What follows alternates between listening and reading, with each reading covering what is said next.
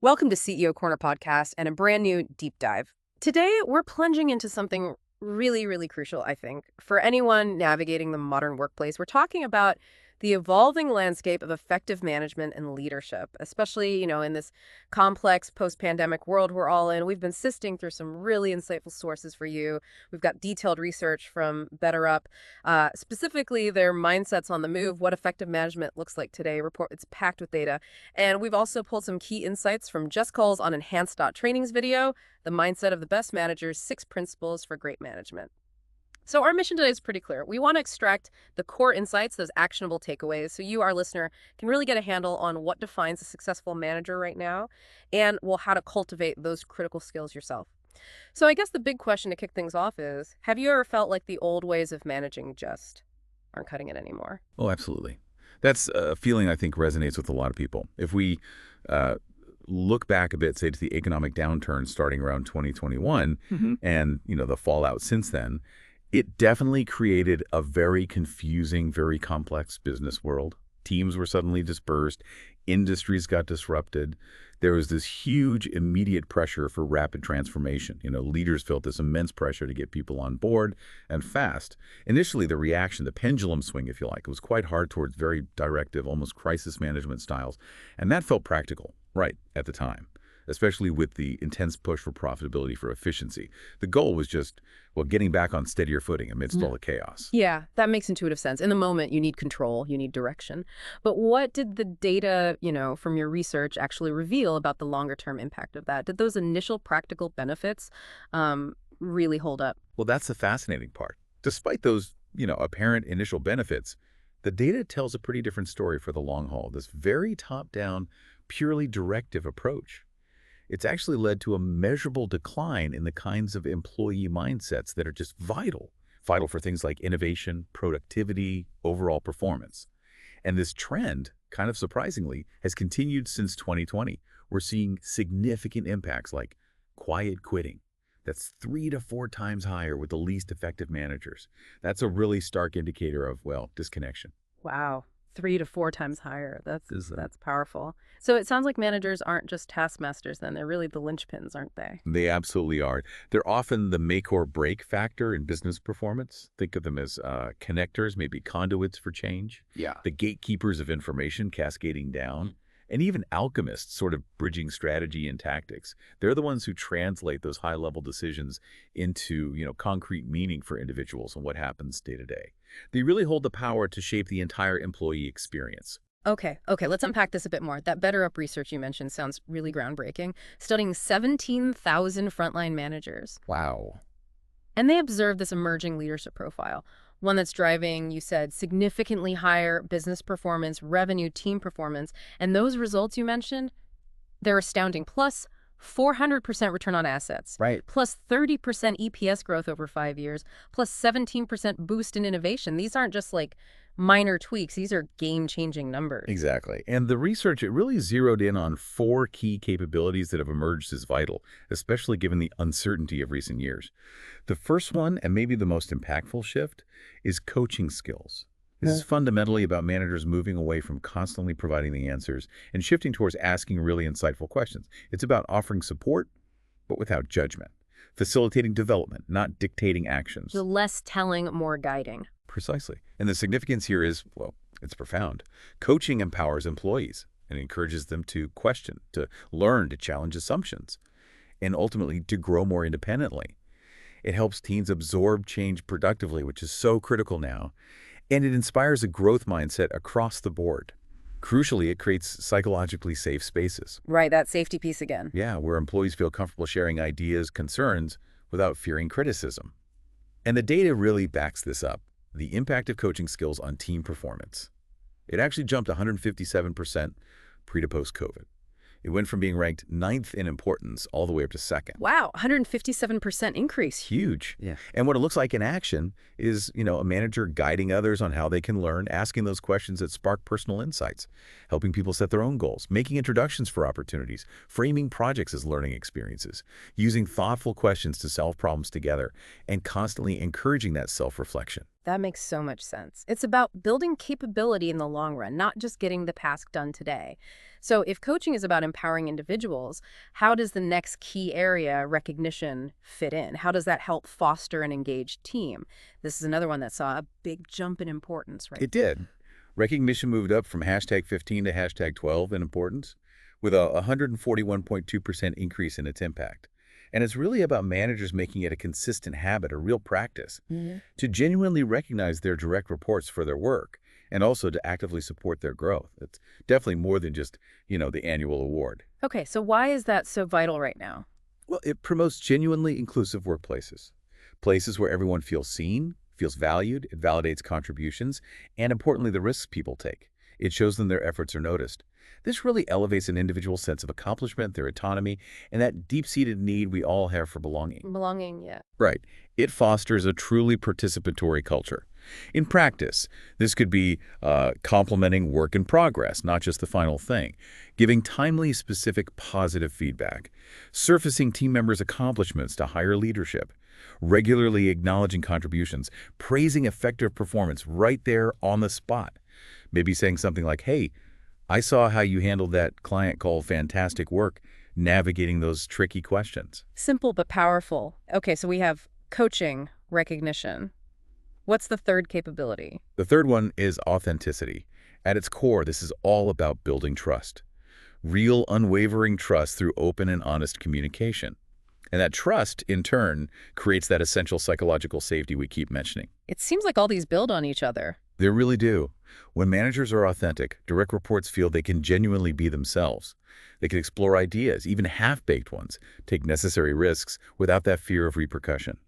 It's fundamentally about showing real empathy and deep respect. And why does that matter so much in the bigger picture? Well, authenticity fosters social inclusion, cohesion, which is vital. Our self-worth is intrinsically linked to signals from our environment, right? Yeah. How accepted and appreciated we feel within our communities, our teams, it shapes everything. And for innovative, risk-taking teams to actually thrive, that sense of safety is just non-negotiable.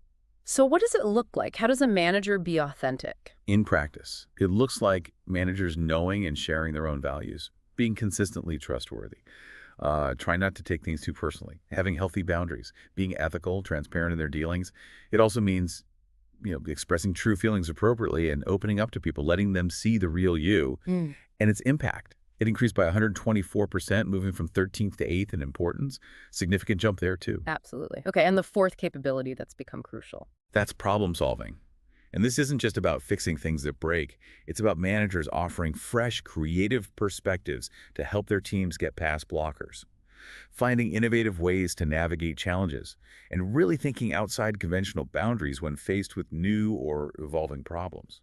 I can see how that would be vital, especially now with so much change. But I imagine it's tough when deadlines are looming, right? How do the best managers balance that need for speed with this creative problem solving? That's a great point. It's definitely a balancing act. But the thing is, this capability is essential for strategic planning, for anticipating those future blockers, developing contingencies. Especially in today's unpredictable world, it's a critical bridge, really, between the organization's big strategy and the team's day-to-day execution. It ensures teams stay agile, that they can handle continuous, often unexpected change. So how does it look day to day? Well, it's managers providing those creative perspectives, helping the group problem solve, being genuinely good at finding inventive solutions, thinking outside those conventional boxes, and importantly, actively drawing on the diverse perspectives within the team itself to identify problems and generate solutions. Its impact also saw a huge increase, 121%, rocketing from 11th place right up to 3rd in importance. Wow, from hashtag 11 to hashtag 3. That's massive. It really is. And what's fascinating here, tying it back to our other source, is how these 4 capabilities, while powerful skills, also align with broader principles, almost like a management philosophy. The Jess Coles video really digs into this, suggesting these aren't just isolated skills you pick up in a workshop. They're fundamental mindsets that underpin true managerial greatness. It's about how you fundamentally see your role in your team. That's a really crucial distinction, isn't it? It's not just what you do, but how you think about it. So, the first of these foundational principles or mindsets is moving from self to others. I mean, we've all been individual contributors, right? Where your success was all about you working hard, learning skills, delivering your bit. That self focus probably got you promoted into management. But as a manager, to be truly successful, you have to kind of let go of that. Your job becomes getting the best from the team as a whole. How does that shift actually play out day to day? How does it impact decisions? It's often the biggest hurdle, honestly. Your success as a manager is suddenly judged on your team's success, not just your own output. And just trying to do more of what made you successful as an individual contributor, well, that just doesn't scale, especially if you manage more than a couple of people. So you have to start asking different questions. What's genuinely best for the team? How do I get more from each individual? What's blocking our collective success? How can we emphasize on we overcome this together? And maybe the hardest one for self-awareness, what am I doing that might actually be hindering the team?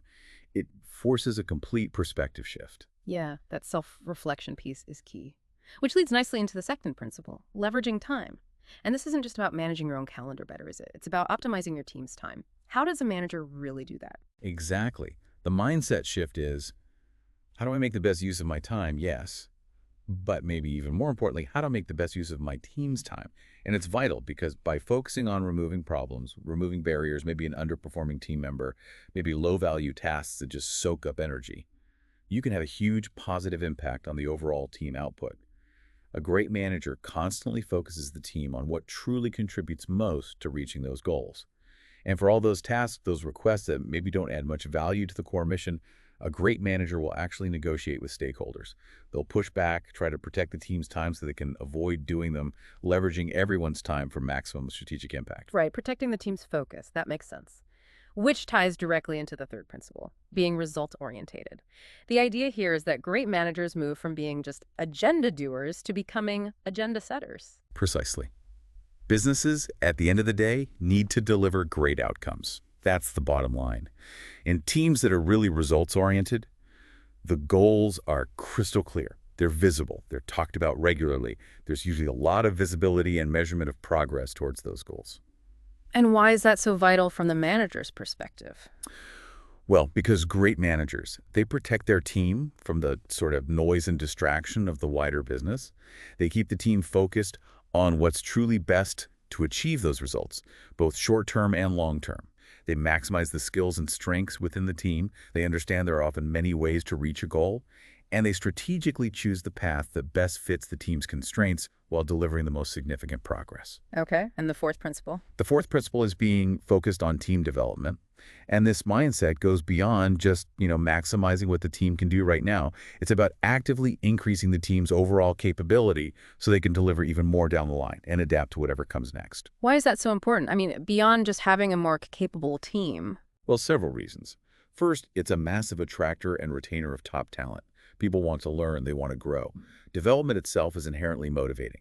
It offers something tangible back for hard work and improving skills. Plus, more capable skills and behaviors. Well, they inherently increase the chances of your team hitting or beating targets.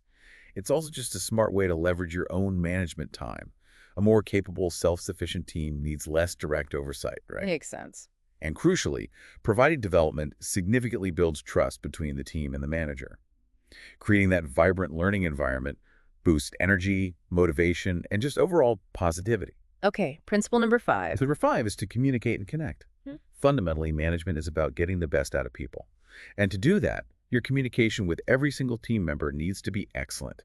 It needs to be positive, well-received, and maybe the most overlooked part, half of communicating is listening, really listening. Why is that distinction so important between just talking and truly communicating? Because great managers, they use influencing and persuading skills much more often than just telling people what to do. And to influence and persuade effectively, you absolutely need to understand what the other person wants, what they prefer, which means asking good questions and then actually listening to the answers a lot. The manager also acts as the glue holding the team together. directing traffic, connecting problems with solutions, helping team members connect directly with each other rather than always going to the manager as a gatekeeper. Ah, so facilitating connections, not just being the hub. Exactly.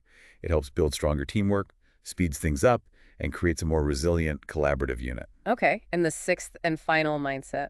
The sixth mindset of the best managers is building self-awareness. Put simply, how can you possibly manage others effectively if you can't manage yourself? The best managers consistently maintain a positive mindset. They look for the positive even in negative situations, and they share that positivity while still being realistic about challenges, of course. And why is that so critical? How does the manager's self-awareness impact the team? Well, your attitude, your mindset, it influences the team directly. It sets the tone.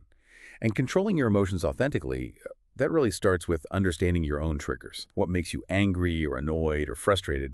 Without that self-awareness, how can you possibly channel negative emotions into positive action? Or stay calm and composed during a maybe heated interaction with a team member? And it raises a really important question, I think. If you consistently make all the decisions, if you don't allow your team to think, to solve problems, to operate independently from you, Yeah.